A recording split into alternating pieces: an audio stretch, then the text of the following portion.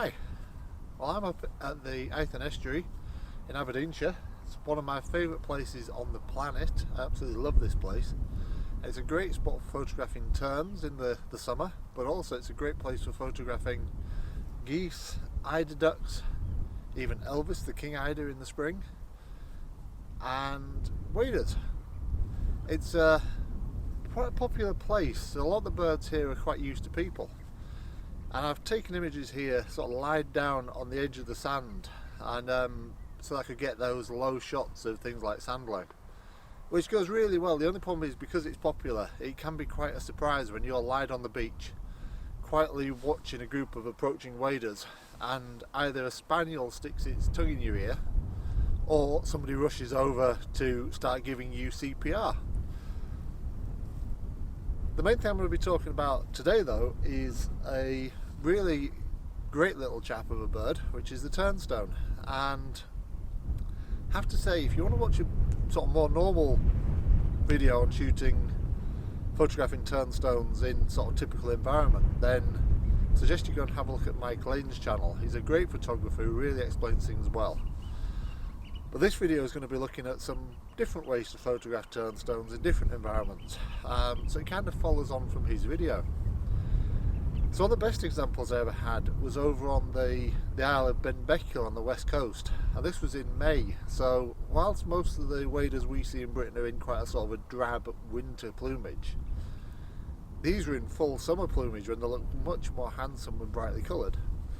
And there'd been a major storm, so it washed large amounts of brick red kelp and yellow kelp onto the beach. So getting alone photographing the turnstones in amongst this riot of colour, that gave me some pictures I'm really proud of to this very day. But recently I was down in Yorkshire visiting my family, and while we're down there my kids quite like to go and do a bit of fishing, so we went to Bridlington. We grabbed a Morrison seafood selection for bait, headed to the harbour wall. I have to say, we did no harm to any fish, which is normally what happens when we go fishing. But the turnstones there started behaving in a slightly different way to anything I've ever seen them do up here in Scotland. So I'll show you some of the images and some of the videos of our experience getting up close and personal with turnstones. I started off doing a bit of filming of them wandering around our feet. They seemed to be coming up to us, kind of expecting something. I wasn't quite sure what was happening, because where I live, yeah, you can get quite close to turnstones with a bit of patience, but they don't normally come up to you. Normally you have to wait for them, waiting on an incoming tide as they get pushed towards you. But this was something else. They genuinely seemed to be targeting us and other people. Quickly realised that they'd spotted something. A fishing rod.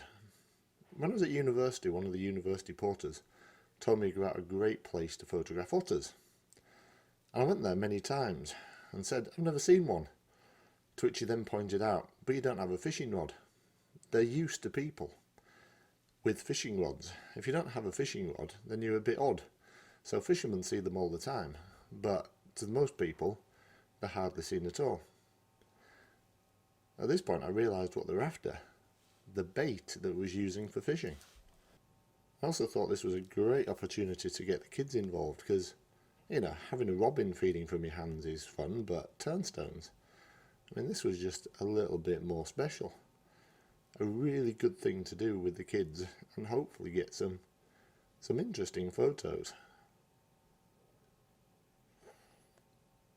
I persisted a bit. They didn't seem to do what I wanted them to do, which was to actually come really close and actually get shots of me and my children with the turnstones.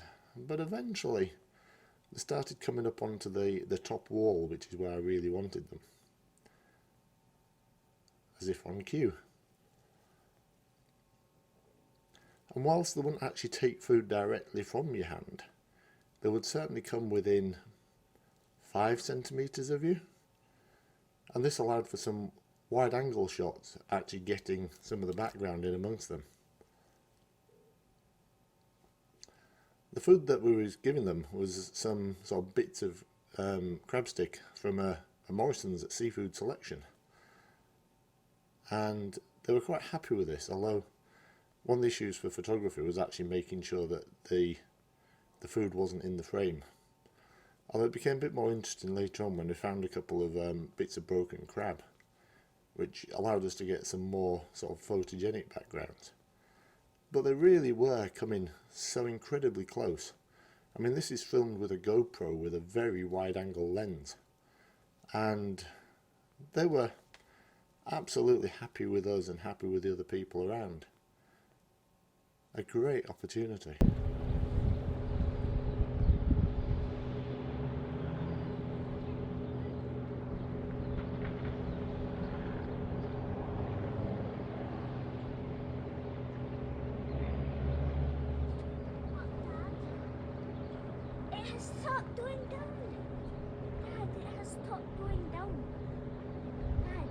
This being part of a family day out and some really harsh light meant that it was very difficult for me to do the sort of typical talking whilst photographing wildlife thing. So what I'm going to do is just show you a bit more of this film, and then a selection of the images I took throughout this sort of hour-long session.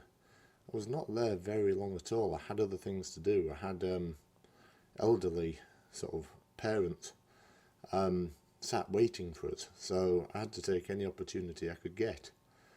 But it was such a remarkable experience, and if you live in England, well worth trying to get to somewhere like this. As I say, Bridlington I know is good for this. I think Whitby is as well, but there may be other suggestions you could put in the comments below.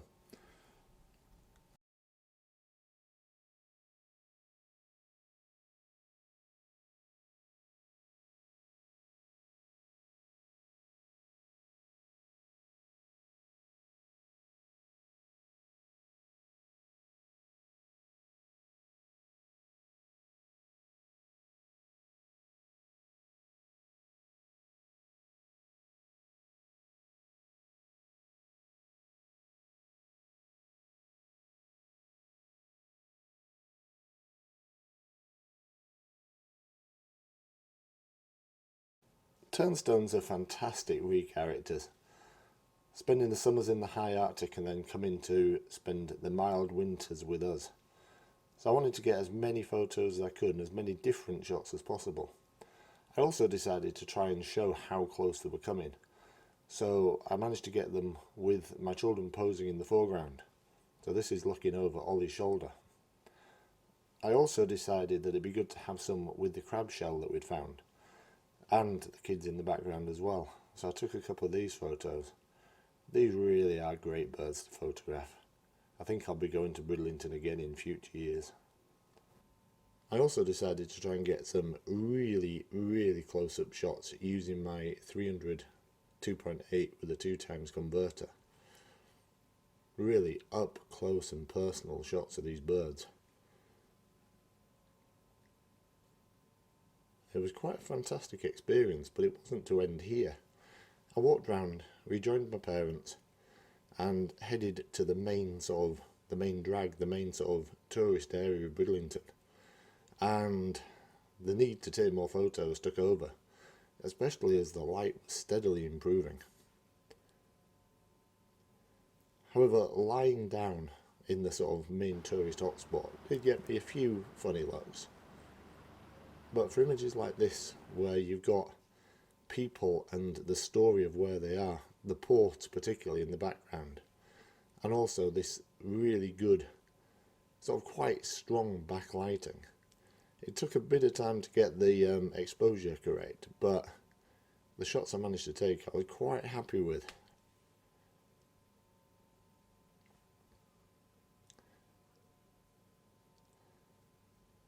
Especially these shots coming up where I use the backlighting on a nearby rope to sort of highlight the birds. Overall it was a great day and I got some images I'm very happy with. I hope you enjoyed this. Please like and subscribe. Oh, and you might want to check out Mike Lane's video on the similar subject as well. Thank you so much for watching. See you next time.